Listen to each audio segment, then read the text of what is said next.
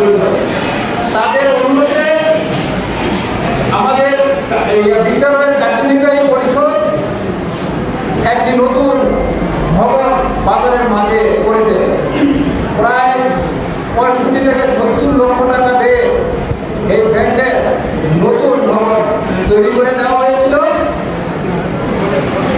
এই পুরাতন ভবনের যেই কন্ট্রাক্ট ছিল, যে ধরনের তাদের ভাড়াটিয়া এবং জমিদারের স্কুল কর্তৃপক্ষের সাথে যে ধরনের ডিল ছিল, এই ডিলের সময় শেষ হয়েছে গত 30শে এপ্রিল 2025।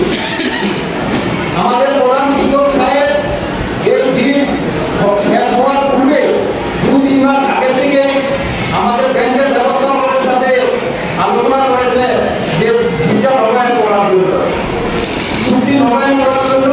ওনার বারবার তাকিয়ে দেওয়া সত্ত্বেও ব্যবস্থাপক সাহেব আমাদের নতুন চুক্তি বাস্তবায়ন করে না। তারা বলেছে যে আমরা হেড অফিসে প্রস্তাব দিয়েছি, প্রস্তাব পাস হয়ে আসলে তারপরে আমরা নতুন চুক্তি বাস্তবায়ন করব। কিন্তু বিগত প্রায় 8-9 মাস হয়ে গেল, কিন্তু অদ্যাবধি আমাদের এই নতুন চুক্তি বাস্তবায়ন করে নাই। ফলে ইতিমধ্যে আমাদের নতুন ভবনের কাজ সমাপ্ত হয়েছে। আমাদের কার্যনির্বাহী পরিষদ এবং হেডমাস্টার সাহেব সবাই এই ব্যাংকের ব্যবস্থাপকের কাছে জায়গা করেছে, নতুন ভবনে ওঠার জন্য তাদেরকে তাগিদ দিয়েছে। তারা ঠিক আছে, আমরা দেখছি, আমরা যাবো এই বলে আমাদের নতুন ভবন তারা উঠে নেয়। কিন্তু দুঃখের বিষয়, অত্যন্ত পরিতাপের বিষয়, একটা বেদনাদায়ক সংবাদ শুনতে পেলাম যে তারা নাকি এখান দিয়ে চলে যাবে নতুন বাজারে, নতুন ব্যাংক ভবন তারা ভাড়া নিতেছে। আমরা বিভিন্নভাবে খবর নিলাম, খবর নিয়ে দেখতে পেলাম যে সত্যি তারা এখান দিয়ে চলে যাচ্ছে।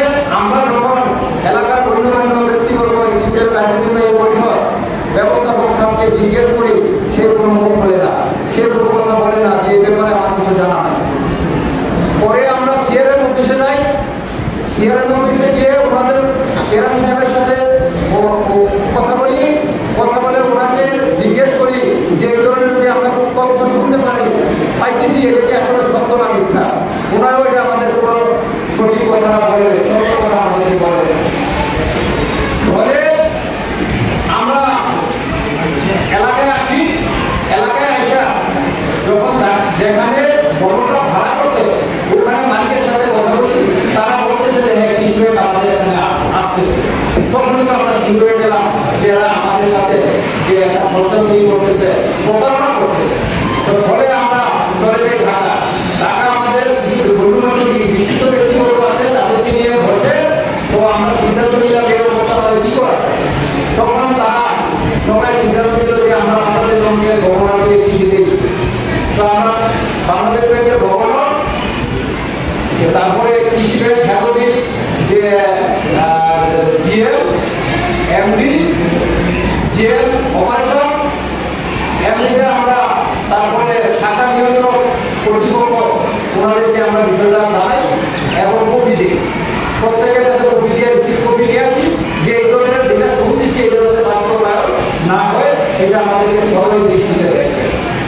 ওনারা সবাই আমাদেরকে বলবো দেখেন ব্যাংকের প্রস্তাব আছে শাখা থেকে সিআরএম সাহেব আর হলো কুমিল্লা জিএম সাহেব, আপনারা কুমিল্লা জিএম এবং সিআরএম সাহেবের সাথে গিয়ে করবো। পরে সিআরএম অফিসে যাই, যাওয়ার পরে সে মুখ খোলে না, দেন আমরা চলে যাই কুমিল্লা সিআরএম আপনার জিএম অফিসে।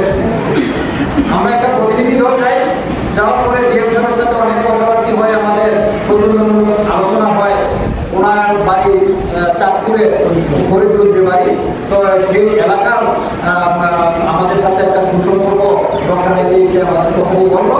বলতে গিয়ে এক পর্যায়ে সেই কথা সব সত্য কথা বেরিয়ে আসলো, ওখান দিয়ে ধরে বেরিয়ে আসলো যে আসলে এই ব্যাংকটা অন্য জায়গায় হস্তান্তরের জন্য অলরেডি চিঠি এসে গেছে। সেই চিঠি বাংলাদেশ কৃষি ব্যাংক যে তাদের ভোটের দিয়ে পাস করে বাংলাদেশ গভর্নর এই চিঠি পাস করে সর্বশেষ হলো অর্থ মন্ত্রণালয়কে এই চিঠি পাস করে নিচে নাইমা ঠিক আবার এই জায়গার মতো চেয়ারে বসে করা। ফলে ওরা আমাদেরকে জিজ্ঞাসা করলো, ভাই আপনারা এটা আমরা বললাম যে আমাদের 70 লক্ষ টাকা ব্যয় করলো স্কুলের গভর্নমেন্টের টাকা, ব্যক্তির টাকা, এই টাকা কি অবস্থা হবে? আর এইটা থেকে আমরা দীর্ঘ 38 বছর যাব ব্যাংকটা এখানে চলে আসছে, কোনোদিন তো ব্যাংকের কোনো অনিয়ম বা কোনোদিন যে তাদের নিরাপত্তা জনিত কোনো কারণ এখন পর্যন্ত ঘটে নাই। এই এলাকার জনসাধারণ এই ব্যাংকটাকে একটা পরিবারের মতো মনে করছে, সেইভাবে এটাকে রক্ষণাবেক্ষণ করছে, সেইভাবে তাদের কোনো প্রবলেম না হয় এভাবে চলে আসছিল। এখন কি এত সমস্যার সৃষ্টি হলো এটা আমাদের বোধগম্য নয়। এই এলাকার অত্র এলাকার জনগণকে তারা অবহিত করে নেয়, তারা গোপনে এইভাবে এসিডি তাড়াতাড়ি করেছে। তো আমরা প্রশাসনের দ্বারস্থ হইলেন এই বিষয়ে তাদের যে কপি দিয়েছি, এই কপি আমরা ডিসি মহোদয়ের কাছে দিচ্ছি, তার সাথে প্রেক্ষিত দেখা করছি, সৌজন্য সাক্ষাৎ করে তার সাথে বিভিন্ন বিষয়ে আমরা আলোচনা করছি যে আমাদের কি কি ক্ষয়ক্ষতি হয়েছে। এই বিষয়টা নিয়ে আমরা ডিসি মহোদয়ের সাথে আলাপ করেছি, এসপি মহোদয়ের সাথে আলাপ করেছি, ইউনিয়ন মহোদয়ের সাথে আলাপ করেছি, ওসি মহোদয়ের সাথে আলাপ করেছি এবং প্রত্যেককে চিঠি দিয়েছি। আমরা এই চিঠি রেফারেন্স কপিও আমাদের কাছে আছে, রেখে দিয়েছি। আমরা দেওয়ার প্রত্যেকে অবহিত করে রেখেছি যে আমরা সবার কাছে আমরা একটা ন্যায় বিচার প্রত্যাশা করেছি, যে আপনারা আমাদের একটা ন্যায় বিচার করবেন যে আমাদের কি অপরাধ কি অন্যায়, কেন আমাদেরকে এখন এরকম একটা অবস্থায় ফেলে ব্যাংকটা এখান থেকে চলে যাবে। এই ব্যাংকের সাথে এই এলাকার মানুষের আবেগ, অনুভূতি, প্রেস্টিজ, তারপরে অর্থনৈতিক, সামাজিক, তারপরে এখানে এই ব্যাংকের সাথে অনেকগুলো প্রতিষ্ঠান জড়িত আছে, যেমন গ্রামীণ ব্যাংক, ডেন্টাল ইন্স্যুরেন্স, আশা এনজিও, এই আরো অনেকগুলি প্রতিষ্ঠান জড়িত আছে। ফলে আমরা এই ব্যাংকটা যাতে এখানে থাকে, ব্যাংকটা যাতে অন্যদিকে না হয়, তারা যে সিদ্ধান্ত নিয়েছে সিদ্ধান্ত থেকে যাতে সরে আসে, এটাই আমাদের মূল দাবি। এবং নেতৃবৃন্দের সাথে আমরা আলাপ করেছি, তারা সবাই আমাদেরকে সহমর্মিতা দেখিয়েছে এবং তিনি বলেছেন এটা হতে পারে না। কারণ একটা ব্যাংকের ডিজাইনে যখন একটা ব্যাংক করা হয়, এখানে কিছু নির্দিষ্ট বোর্ড, কিন্তু স্বাভাবিক বিল্ডিংয়ে বোর্ড তৈরি হয় না। ব্যাংকের একটা বোর্ড তৈরি করতে অনেক খরচ আছে, ব্যয়বহুল বিষয়। তারপরে এখানে যেমন আপনার ইয়ার সাথে ব্যবস্থাপকের রুমে একটা অত্যাধুনিকভাবে করা হয়েছে, এটার মধ্যে একটা ধাতুন করা হয়েছে, সরকারি ব্যবস্থাপকের রুমে একটা ধাতুন করা হয়েছে। তারপরে পাবলিকদের বসার জন্য একটা কেশিয়ার বক্স বসানোর জন্য, এইভাবে ব্যাংক যেভাবে একটা অত্যাধুনিকভাবে যেভাবে করা এবং সর্বশেষ গার্ড সব আমরা এখানে নির্মাণ করে তাদেরকে আমরা বলেছি, এবার আপনারা আসেন, আমাদের রিকোয়ারমেন্ট অনুযায়ী, আপনাদের চাহিদা অনুযায়ী আপনাদের ব্যাংক আমরা করে দিয়েছি, আসেন।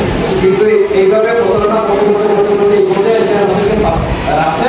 এখন আমাদের এলাকা জনসাধারণ খুব বিক্ষুব্ধ, তারা তাদের প্রাণের দাবি, তাদের জীবন যেতে প্রস্তুত আছে, কিন্তু ব্যাংক তারা থাকবে, ব্যাংক যেতে দেবে না। এটা হচ্ছে এলাকার মানুষের দাবি।